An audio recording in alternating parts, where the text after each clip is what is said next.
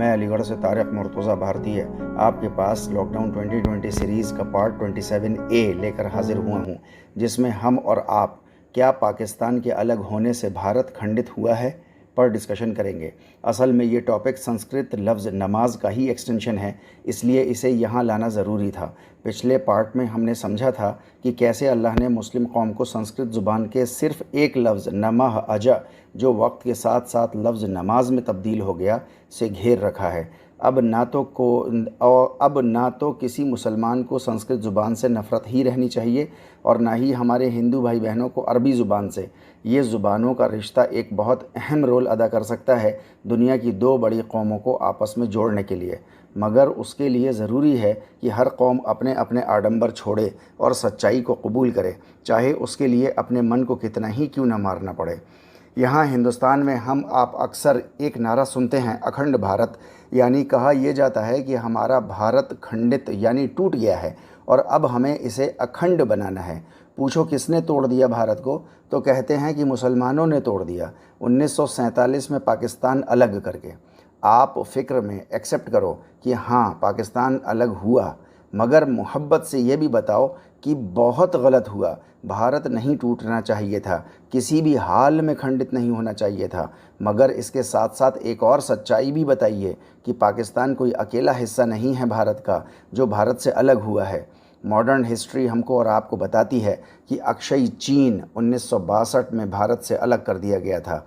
पाकिस्तान 1947 में अलग हुआ है।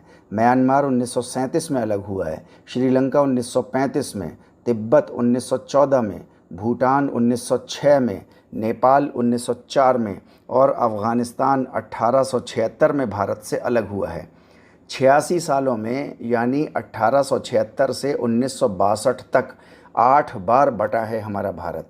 ये बड़ा ही दुर्भाग्यपूर्ण बात है, बदकिस्मती की बात है, मगर ये एक सच्चाई है, एक हकीकत है। लेकिन जितनी बार भी बटा, गलत बटा है। भारत नहीं बटना चाहिए था, और भारत ही क्या, ये अल्लाह की ज़मीन है। अल अर्ज़ भी कहा गया है इसे कुरान में, यानी ईश्वर, अल्लाह की ज़मीन। इसे नहीं बटना चाहिए था, बल्कि इसे हर इंसान के लिए खुला रहना चाहिए था।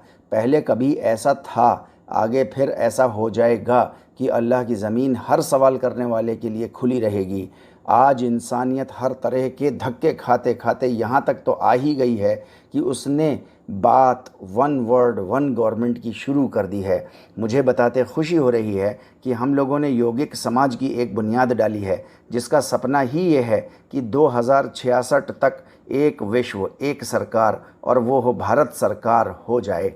यहाँ एक गलतफहमी दूर करता चलूँ कि भारत सरकार से ये ना समझ लिया जाए कि आज की पॉलिटिकल पार्टी में से कोई भी पार्टी का यौगिक समाज फेवर कर रहा है, ना, हरगिज़ नहीं। बल्कि 2066 यानी करीब अब से 46 साल बाद कौन सी पार्टी रहती है यहाँ, या कौन सी नहीं रहती, या और कौन सी नई पार्टी आ जाती है जो उस वक्त के पूरी दुनिया के इंसानों के तकाज़ों को पूरा करेगी, ये कहना अभी शायद बहुत जल्दी हो जाएगा। इसलिए यौगिक समाज कौन सी पार्टी से अपना ध्यान हटाकर इंसानों के अंदर कुछ ऐसे दिल वाले पैदा करना चाहता है जो ईश्वर अल्लाह के बनाए हर इंसान की इज़्ज़त कर सके, चाहे वो किसी भी देश का हो। क्योंकि कुरान ने सूरह इसरा आयत नंबर 70 में बताया, वलक़द कर्रमना बनी आदम, यानी बेशक हमने, यानी अल्लाह ने आदम की औलाद को इज़्ज़त बख्शी है। yogicsamaaj.com की वेबसाइट को एक बार ज़रूर विज़िट कीजिए। जो अपने देश को कल के वर्ल्ड सुपर पावर बनने का सपना लिए हुए है, उसे दिल खोल कर ज्वाइन कीजिए और इस कार्य खैर में हिस्सा लगाइए, क्योंकि एक दिन हमारा देश भारत विश्व गुरु तो बन कर रहेगा। क्योंकि यहाँ की संस्कृति यही कहती है, भारतः जगत गुरु आसीत, भारत कभी विश्व गुरु हुआ करता था। तथा परमेश्वरस्य कृपयाग्नेऽपि भवेत एव, और परमेश्वर की कृपा से आगे फिर वो विश्व गुरु हो जाएगा। विश्व गुरु होने के लिए जो जज्बा चाहिए है, वो मेरी नाक़िस नज़रों में यहीं भारत में ही मिलता है। यहाँ की कौम जिसे हम हिंदू कहते हैं, वो साल भर सुबह 3 बजे ब्रह्म सत्र यानी तहज्जुद में उठकर नहाने वाली कौम है, जबकि मुझ जैसे उम्मती से सुबह उठकर फ़जर की नमाज के लिए वज़ू करना मुहाल होता है। किस लिए उठती है ये ब्रह्म सत्र यानी तहज्जुद में? अपने देवी देवताओं की बेपनाह मोहब्बत और इज़्ज़त में उठती है। मैं तो सोचकर कभी कभी हैरत ज़दा रह जाता हूँ कि जब ये कौम देवी देवताओं के लिए इतनी कुर्बानी दे सकती है तो अपने परमेश्वर से अगर ये दिल लगा बैठे तो उसके लिए क्या कुछ कर बैठेगी। इसका अंदाज़ा लगाना शायद नामुमकिन होगा, क्योंकि हमने आपने आज के दौर में अल्लाह के लिए ऐसी मोहब्बत शायद ही देखी होगी जिसे कुरान बड़े ही खूबसूरत अंदाज़ में सूरह माइदा आयत नंबर 54 में बताता है। या अय्युहल्लज़ीना आमनू मन यर्तद्द मिनकुम अन दीनिही, ऐ ईमान वालों, तुम में से जो कोई भी अल्लाह के दीन से पीठ फेरेगा यानी अपनी ज़िम्मेदारियां नहीं निभाएगा तो फसौफ यअतिल्लाहु बिक़ौम, बहुत जल्द अल्लाह एक कौम तुम्हारी जगह लेकर के आएगा। युहिब्बुहुम व युहिब्बूनहु, जो अल्लाह से मोहब्बत करते होंगे और अल्लाह उनसे मोहब्बत करता होगा। अज़िल्लतिन अलल मुमिनीन अइज़्ज़तिन अलल काफ़िरीन, जो उन लोगों पर बड़े ही नरम होंगे जो अल्लाह के हुक्मों को इस तरह से मानते होंगे कि इधर अल्लाह का हुक्म सुना उधर हुक्म पूरा कर दिया, और उन पर बड़े ही सख्त होंगे जो अल्लाह के हुक्मों को ठुकराएंगे या छिपाएंगे या उनकी नाशुक्री करेंगे। युजाहिदून फ़ी सबीलिल्लाह, और अल्लाह की दी हुई दो ज़िम्मेदारियों को अल्लाह के बिहाफ पर माँ बनकर पूरी करेंगे, यानी हर किसी को अल्लाह का भेजा हुआ रिज़्क़ और हिदायत पहुँचाएंगे। वला यख़ाफ़ून लौमत लाइम, और इन ज़िम्मेदारियों को पूरा करते पर किसी भी मलामत करने वाले की मलामत से डरेंगे नहीं, बल्कि उनके सीनों पर चढ़ चढ़ दौड़ेंगे। ज़ालिका फ़ज़्लुल्लाहि युअतीहि मन यशा वल्लाहु वासिउन अलीम, जो चाहता है कि अल्लाह का ये फ़ज़ल उस पर हो तो अल्लाह उस पर अपना फ़ज़ल करता है, और अल्लाह तो हर चीज़ अपने घेरे में लिए हुए है और वो बड़ा ही जानकार है। और इस कौम का यही जोश और उसकी यही बेबाकी इसको विश्व गुरु बनवा देगी। और भारत एक बार विश्व गुरु हुआ नहीं कि ज़मीन पर लकीरें जो आज खिंची हुई हैं, जिससे इंसानियत कर्राह उठी है, वो सब ख़त्म हो जाएंगी और ये एक विश्व एक देश हो जाएगा। फिर किसी भी सवाल करने वाले के लिए अल्लाह की ज़मीन ये अल-अर्ज़ बंद नहीं रहेगी और इंसानियत एक बार फिर अपनी ज़रूरतें पूरी करने में 100% कामयाब हो जाएगी। और फिर इंसानियत अल्लाह की ऐसी बंदगी करेगी, यानी उसके हुक्मों को उस लेवल पर जाकर मानेगी कि उस वक्त की दुनिया एक मिसाली दुनिया बन जाएगी, जिसकी हम आप बस अपने कमरों में बैठकर बातें भर किया करते हैं कि काश दुनिया ऐसी अच्छी होती या वैसी होती, और अपनी नंगी आँखों से इंसानियत देख लेगी कि जन्नत की ज़िंदगी किस तरह से खुशगवार ज़िंदगी होती है, जहाँ हर किसी को उसकी ज़रूरत के मुताबिक पूरा पूरा मिलता है और किसी पर ज़र्रा बराबर भी जुल्म नहीं होता है, जहाँ ना कोई डर होता है और ना कोई खौफ होगा। लेकिन ये तमाम बातें आने वाले कल की हैं, जब ये 100% पूरी होंगी, मगर हम बात आज की कर रहे हैं। कोई देश नहीं बंटना चाहिए, हमारा देश भी नहीं बंटना चाहिए। ये अखंड था और इसे अखंड ही रहना चाहिए था। आइए इसके पिछले तमाम हिस्से पुराने से पुराने सबको एक बार फिर से ढूंढें और मिलाएं, लेकिन उसके लिए पहले पहचानना होगा ना कि भारत के कौन कौन से हिस्से थे या हो सकते हैं। जब हम इस सफ़र पर निकलेंगे तो कई तरह के सबूत मिलेंगे। हर सबूत के ज़रिए पहचानते जाइए और कोशिश करते जाइए कि ये भारत का हिस्सा वापस भारत में मिल जाए। मगर मोहब्बत के सिवा और कोई रास्ता नहीं है भारत को अखंड बनाने का। मैं फिर दोहरा दूँ, मोहब्बत के सिवा कोई और रास्ता नहीं है भारत को अखंड बनाने का। आज की दुनिया में कोई देश किसी से ज़बरदस्ती कुछ नहीं मनवा सकता। एक छोटा सा मुल्क नॉर्थ कोरिया, जो कि अमेरिका के सामने छिटाक भरेगा भी नहीं है, मगर उसने भी अमेरिका को नाकों चने चबवा दिए और अमेरिका को मजबूरन उससे 2018 जून में हाथ मिलाना ही पड़ गया। एक और नफ़रत और मोहब्बत की मिसाल देखिए। जर्मनी 8 मई 1949 में दो हिस्सों में खंडित हो गया, वेस्ट जर्मनी और ईस्ट जर्मनी, और दो मुल्क बन गए और दोनों मुल्कों ने बीच में एक दीवार भी बना ली बर्लिन वॉल के नाम से। मगर वहाँ दोनों मुल्कों के लोगों की मोहब्बत ने 9 नवंबर 1989 में वो दीवार गिरा दी और आज फिर एक बार जर्मनी वापस अखंड जर्मनी हो गया। जैसे पहले अखंड था वैसा ही हो गया।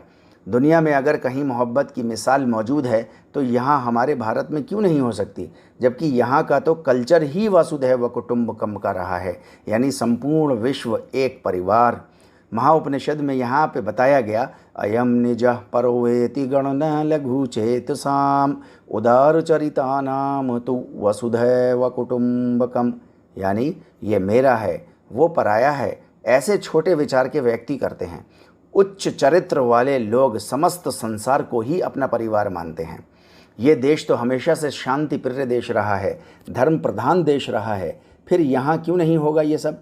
यहाँ भी होगा, मगर इसके लिए पहल यहाँ के मुसलमानों को करनी होगी, क्योंकि उनके कुरान ने उन्हें सूरह अर्राद आयत नंबर 21 में हुक्म दिया है कि वल्लज़ीन यसिलून मा अमरल्लाहु बिही अन यूसल, अल्लाह तुम्हें हुक्म देता है कि एक दूसरे से नहीं कटो, जुड़ कर रहो। फिर फरमाया वयख्शौन रब्बहुम वयखाफून सूअल हिसाब, अगर हम जुड़कर नहीं रहे और कट कर रहने से अपने रब से नहीं डरे तो इसका बुरा हिसाब देना होगा।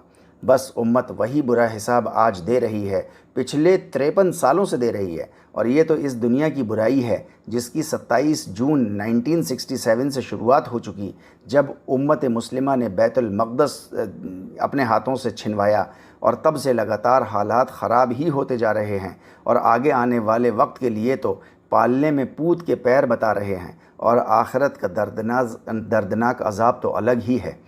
और सूरह इसरा आयत नंबर 53 में बता दिया कि इन्न शैतान यंज़गु बैनहुम, बेशक शैतान तुम्हें उभारता है कि आपस में एक दूसरे के ख़िलाफ़ जज्बात उभारते रहो और उन्हें हवा देते रहो और एक दूसरे से कट कर रहो। और ये भी बता दिया सूरह हामीम सजदा आयत नंबर 36 में कि व इम्मा यंज़गन्नक मिनश शैतानि नज़गुन फस्तइज़ बिल्लाह इन्नहु हुवस्समीउल अलीम, अगर शैतान के ज़रिए उभारे गए भड़कते जज्बात आपस में अलग होने का वसवसा डालें तो अल्लाह के सेट करदा कानून की पनाह में फ़ौरन आ जाना, यानी अल्लाह के तमाम सोशल डायनामिक्स की फ़ौरन इत्तिबा शुरू कर देना, यानी बिल्कुल ऐसे उन कानूनों की पनाह में आ जाना जैसे ज़रा सा भी ख़तरा भांप कर मुर्गी के बच्चे अपनी माँ के परों के नीचे आ जाते हैं। अब यहाँ हिंदुस्तान के मुसलमानों को, यानी हमको और आपको फ़ैसला करना है कि अल्लाह की मानेंगे और सबसे माँ बनकर एक तरफ़ा जुड़कर रहेंगे, जैसे रसूलुल्लाह सल्लल्लाहु अलैहि वसल्लम अपनी पूरी ज़िंदगी तमाम इंसानियत के लिए रहमतुल लिल आलमीन बनकर रहे, या शैतान के उभारे गए भड़कते जज्बात के वसवसों में काम करना पसंद करेंगे। चॉइस आखिरकार हमारी ही है। इसके अलावा यहाँ के मुसलमानों को उनके रसूल सल्लल्लाहु अलैहि वसल्लम ने अपने बारे में बताया है कि मैं भेजा ही इसलिए गया हूँ कि जो मुझसे कटे मैं उससे जुड़ूँ। सही बुखारी में एक रिवायत आती है जिसमें रसूलुल्लाह सल्लल्लाहु अलैहि वसल्लम ने फरमाया वला तदाबरू, यानी एक दूसरे का साथ न छोड़ो। और सही मुस्लिम की एक रिवायत है वला तक़ातऊ, यानी एक दूसरे से ना कटो। अब ये फ़ैसला हमें और आपको करना है कि हम अपनी ईगो की और शैतान की बात मानेंगे या अपने रसूल सल्लल्लाहु अलैहि वसल्लम की सुन्नत की खुशी खुशी इत्तिबा करेंगे। बात हमारी आपकी यहाँ से शुरू हुई थी कि क्या पाकिस्तान के अलग होने से भारत खंडित हुआ है, तो हमने जाना कि नहीं, बल्कि एक बहुत लंबे अरसे से, यानी 1947 से भी पहले से बदकिस्मती से हमारा मुल्क बंटता चला आ रहा है और आगे भी कई हिस्से ख़तरे की कगार पर आज खड़े हैं। बात दरअसल मोहब्बत की होती है। जब दिलों से मोहब्बत ख़त्म हो जाती है तो दो भाइयों के घर में दीवार खड़ी हो जाती है, और जब वो मोहब्बत किसी तरह फिर वापस आ जाती है तो वो दीवार गिरा दी जाती है। यहाँ भारत को अखंड भारत बनाने में यहाँ के मुसलमानों को उसके अल्लाह और उसके रसूल की तरफ से एक तरफ़ा होकर ज़िम्मेदारी दी गई है कि तुम सबसे जुड़कर रहना और किसी से भी किसी भी कीमत पर न कटना। अगर ना मानी तो सूरह अर्राद आयत नंबर 21 में चेता भी दिया गया है यख़ाफ़ून सूअल हिसाब, तो डरना बुरे हिसाब से। आइए हम सब अपना सर जोड़कर बैठें और इस बात पर गौर करें, क्या उम्मत आज सूअल हिसाब यानी बुरे हिसाब से नहीं गुज़र रही, और इस बात पर भी गौर करें कि क्या अभी भी वक्त नहीं आया कि मुस्लिम उम्मत अल्लाह के अयूसल हुक्म को मान ले, यानी जुड़ कर रहो, कि हुक्म को सर आँखों पर रख ले और हुक्म पूरा कर दे ताकि उसकी अपनी हिफाजत हो सके। इसके अगले पार्ट 27B में हम समझने की कोशिश करेंगे कि प्रैक्टिकली अखंड भारत कैसे हासिल होगा, तब तक आप लोग yogicsamaaj.com की वेबसाइट पर जाकर उसे ज्वाइन करें।